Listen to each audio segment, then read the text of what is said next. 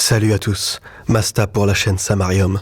Bienvenue dans le 3e épisode de la série En quête de liberté, intitulé Base d'éducation financière, ce que l'école ne nous apprend pas.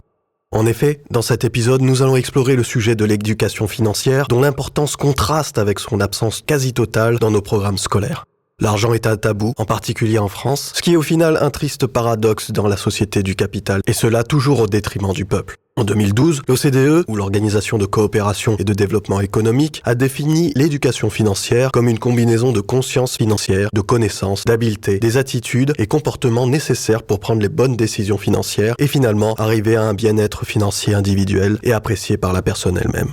Nous pouvons retenir dans cette définition des mots intéressants, tels que conscience financière, prendre les bonnes décisions financières et bien-être financier, pour au final nous demander pourquoi l'éducation financière n'est-elle pas une priorité dans la transmission de savoir, pour faire de chacun une personne qui serait capable de comprendre les mécaniques de notre système et d'aspirer à une certaine liberté.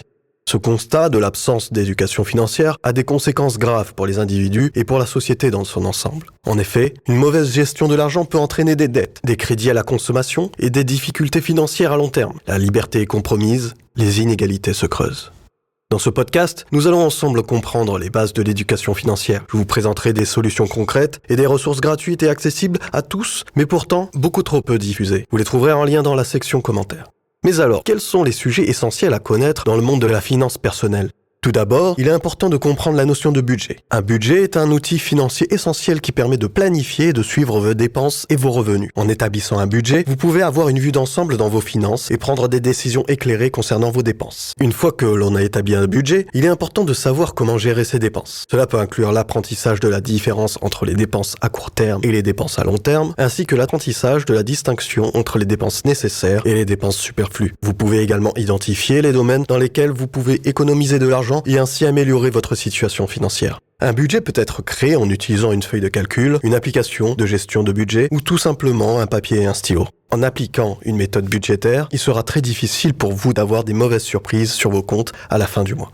Il est ensuite important de comprendre les différents types d'investissements tels que les actions, les obligations et les fonds communs de placement. Et pour cause, en 2017, une étude de l'assurance Allianz a interrogé 1000 personnes dans 10 pays d'Europe de l'Ouest et la France se positionne en dernière place. Seulement 9% des Français interrogés ont été en mesure d'identifier les bonnes réponses aux 3 questions portant sur les concepts relatifs aux risques financiers. L'apprentissage de ces concepts peut aider les individus à prendre des décisions financières plus éclairées et à investir leur argent de manière judicieuse.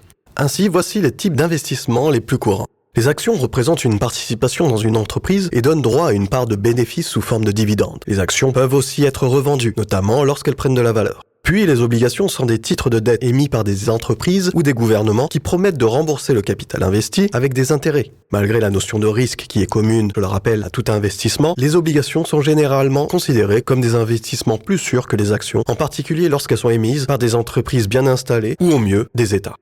Ensuite, l'immobilier permet l'achat de biens immobiliers, tels que des maisons ou des immeubles de bureaux, ou l'investissement dans des fonds immobiliers qui détiennent des biens immobiliers. Les investisseurs peuvent gagner de l'argent grâce au loyer perçu ou à la revente. Enfin, l'investissement dans les matières premières telles que l'or, le pétrole, les métaux précieux peut offrir une diversification dans un portefeuille d'investissement et une protection contre l'inflation. On considère ces matières premières comme des valeurs refuges. Nous pouvons définir les valeurs refuges comme des actifs utilisés par les investisseurs pour réduire leur exposition aux pertes lors de périodes de crise sur les marchés. Elles se caractérisent donc par leur fiabilité, comme les obligations émises par des États par exemple.